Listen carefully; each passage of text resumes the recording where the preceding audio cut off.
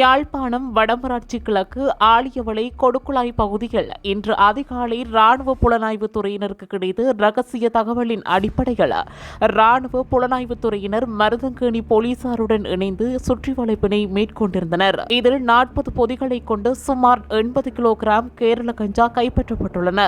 புலனாய்வாளர்களின் வருகை அறிந்து கடத்தல்காரர்கள் கேரள கஞ்சாவை கைவிட்டு சென்றுள்ளனர். கைப்பற்றப்பட்ட கேரள கஞ்சா மருதங்கேணி போலீசாரிடம் ஒப்படைக்கப்பட்டதுடன் இது தொடர்பான மேலதிக விசாரணைகளை மருதங்கேணி போலீசார் மேற்கொண்டு வருகின்றனர்.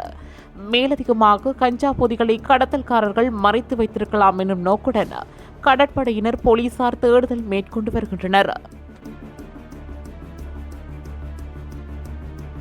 இதுபோன்ற செய்திகளை உடனுக்குடன் அறிந்து கொள்ள தமிழ் பிளஸ் யூடியூப் சேனலை மறக்காம சப்ஸ்கிரைப் பண்ணுங்க, கமெண்ட் பண்ணுங்க, ஷேர் பண்ணுங்க.